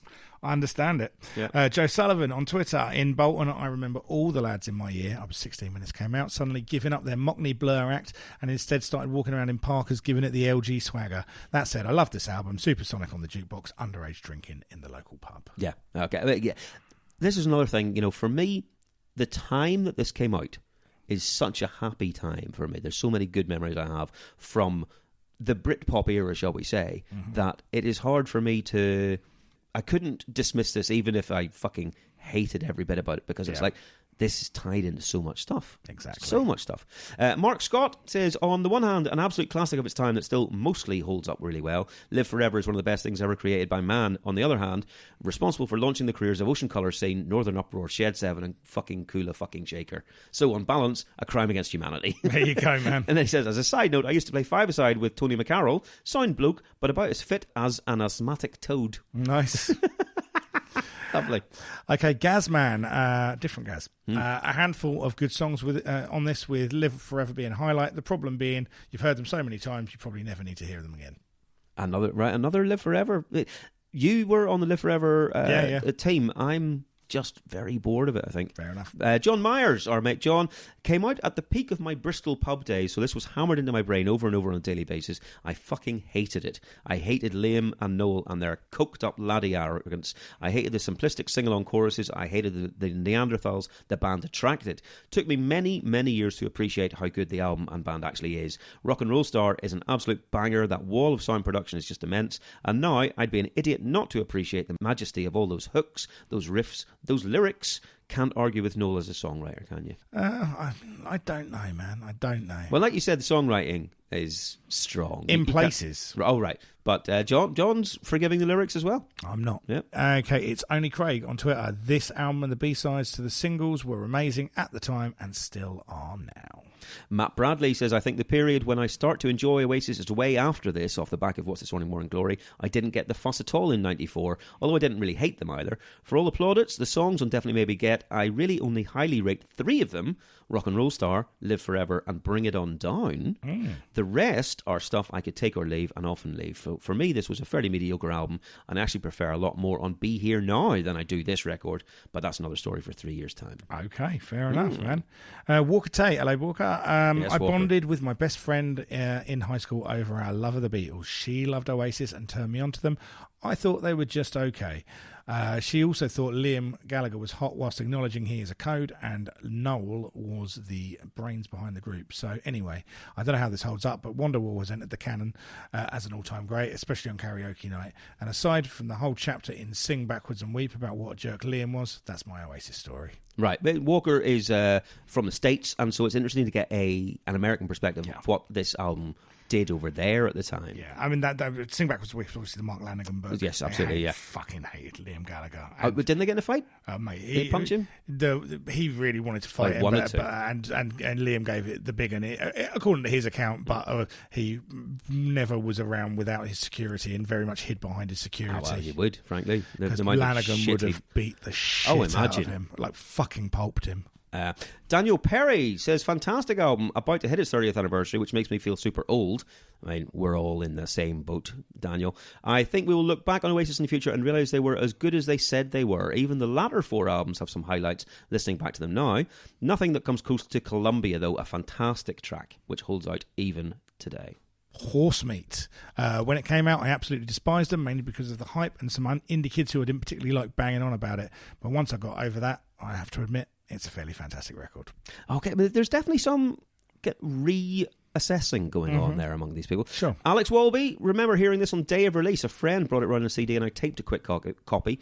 Knew a few songs already, but Cigarettes and Alcohol was also the standout track back then. Having seen the recent Liam show for the anniversary, Cigarettes still goes down best. I think Liam's voice on the record was outstanding. But I guess if you were into Oasis that way, yeah, it's a big thing. So Matthew Hanlon, as a 13-year-old who recently got into grunge, I couldn't understand why anyone was listening to this, and then they were fucking everywhere. It's very true. Steve Matchin says, soundtrack to my college years. Whether you loved it or hated it, you couldn't get away from it. Slide Away is a banger and still a go-to favourite, but lost interest after this album. Steve, I'm intrigued that you didn't even stay around for What's the Story? Yeah. Okay. Clifford Norton, or mate Cliff, in 2002, I went to Finsbury Park to see Oasis, Black Rebel Motorcycle Club, The Coral, The Charlatans and Corner Shop supported. They were all great. I went to the toilet and somehow came across a perfectly clean Portaloo where I nodded off and missed Oasis. I have no regrets. That's a brilliant story. That is good. That's a fair fucking play, brilliant story. Big up, Cliff. Andy Barrett, 3 points. Number 1, I went to buy Supersonic when it came out and it was sold out everywhere. Didn't understand how that could happen at the time, but I since learned that Creation weren't the best at distribution, especially in the early days of Oasis. I never wound up buying it. Second point, I didn't buy the album at the time, but everyone I knew that did wasn't what you'd call an indie fan. They were already people that, I don't know, either didn't like music or if they did, they liked Roxette or something. Brackets, maybe that's the same thing. But everyone said, it's so loud, man. And third, I finally bought it about 6 or 7 years ago. It's a nostalgia trip for sure, but definitely full of nascent basic shit. I mean, right? Fantastic. Helen, I said this may be one that pushes Phil over the edge. Our mate Helen and Phil. The only thing he hates more than Oasis is Coldplay. So, Phil, I hope that you got something out of that and didn't have to turn your phone off. A.D. Kokloff says, meh, I personally think it was an okay album. Don't understand why they're so big with nursery rhyme lyrics.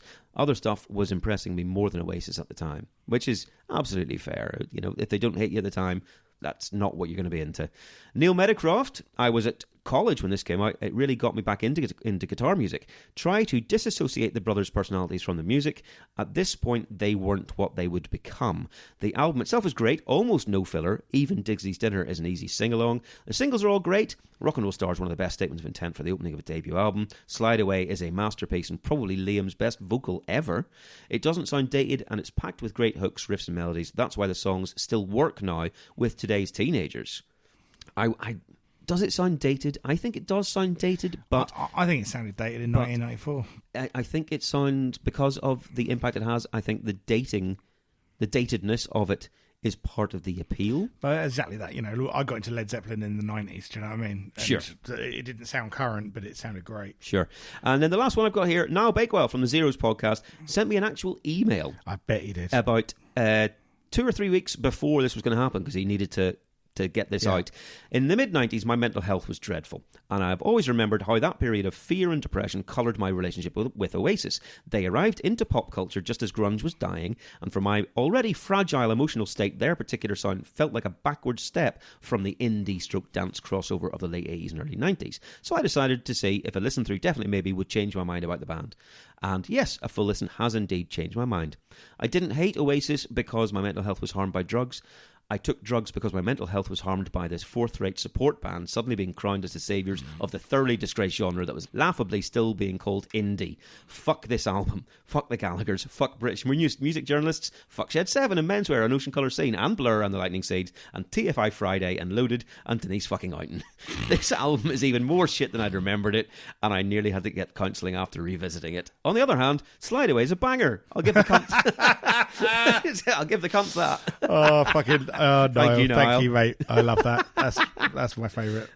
Slide Away is getting the people love the Slide Away. So look, I mean, Right. where are you on this after a revisit? I'm pleasantly surprised. I thought, because I was expecting to go back into it and go, yeah, I still like this. Mm-hmm. But there was a part of me that was like, what if you can't get past the fact that you've heard all these songs too much? Okay. Because I did hear all of those songs too much. Okay. Turns out I didn't hear all of them too much. Mm-hmm. Some of them I'm still fine with. And so I was pleasantly surprised at the amount on this album that I enjoyed. Okay. Do you think this is a classic album? No. I think it is a hugely important album, and I think it was a game changer at the time. And yes, it did inspire some absolute dog shit, but it got so many kids into guitar bands, which I think is a good thing. I think it is a very, very important album. I don't think it is a Stone Cold classic. I think this is a very average collection of songs with a couple of stratospheric highlights. Right, okay. And I think there is some absolute dog shit on this record. Right. What we got, an 11-track album? 11, yep. Yeah. I think at least 3 of the tracks are absolute shit. I say, fucking right. 2 or 3 out of 10. Like absolute dog shit. Really, just the worst Yeah, shit. really, really bad. Okay. I think probably 5 of those are 5 out of 10, 6 out of 10 songs. Perfectly serviceable. And then the other 3 are fucking actually nines good. high. Yeah, it's interesting. You talked about the fact that a lot of people are reappraising this, and the thing is, we view music. Certainly, our generation very much viewed music very tribally. Yes, at the time. At the time, yeah. A lot of our identity was tied up in that shit, right? Yeah. And now, still define themselves a little bit by music, but it's not as important as it was. No, and it's not like, well, if you like this, you can't like this. Exactly. And if you're in our camp, then you have to like this. Yeah. Yeah. And, I've reappraised a lot of things as we've gone. And that's one of the fun things about this podcast. And I've got to admit, going in this, I think I was expecting to eat my words more. I see. I wondered if you'd be like a secret, grudging, no, this is all not bad, I just hate them. No, see, I've tried to do that because we had the Suede one, and I kind of felt as I felt about Suede, the Carter episode, but this one, I just think a lot of it is not that fucking great. But when it's good, and I totally understand why they went on the path they went on. Mm-hmm. Anyway, fair play, right, guys, thank you for. Nope. Oh no! Got to choose some songs. Oh fuck me! Do we? Yes, we do. Right, so we've got to put at least one song, maximum of 3, onto our ongoing playlist. Now, the trouble here is going to be agreeing. I think there's one we can agree on. Yeah, and I think we'll struggle on more. Columbia. Yeah. Yeah, Columbia straight away. My favourite on this. Brilliant. Yeah, I really enjoy Columbia. That was great. But then you would be going for either Live Forever or Cigarettes and Alcohol next, would you? Yeah, I would. But again, really do either of those songs need to be on the playlist? Oh, not at all. No, we don't have to put anywhere on. We've got one. Columbia is fine. If I was going to go next, I would go either Rock and Roll Star or Up in the Sky, but I don't need to put either of those on. No, let's just do the one. Columbia's great, mate. Love it. Because let's be honest with you. everyone's heard the other songs. Haven't they, though? Yeah. Yeah. So, all right, brilliant. Well, thank you, as always, for joining us. This was a fun one. I enjoyed going through it. It was really weird to press play on an Oasis record on purpose. Yeah, I suspect that's... Well, no, I was going to say your last time, but we're going to have to do it at least twice more. We're going to be doing it at least twice more. Yeah. Thank you for joining us. We'll be back as soon as we can with another episode. About Eric Clapton. We might not be back ever again. That's going to be an interesting one. Fuck me, really? Yep. They keep on coming, don't they? Yeah, they do. Yeah, Eric Clapton. What's the album called? It's called From the Cradle. Oh, no. Yeah. Brilliant. Okay, right. Well, anyway, this is the last episode ever of Pop. Thank you for joining us. Thank you for all your feedback. It's been great. Hopefully we'll see you again soon. Take it easy. Bye. Thank you for checking out this episode of Pop Collaborate and Listen. It was produced and edited by us, for which we can only apologise. We are on Twitter at PCL Podcast, on Instagram also at PCL Podcast, and Facebook.com/PCL Podcast. All of these, plus links to our various Spotify playlists, etc., are on our website, which is PCLpodcast.com. Please feel free to get in contact via any of the social media or on PCLmusicpodcast@gmail.com.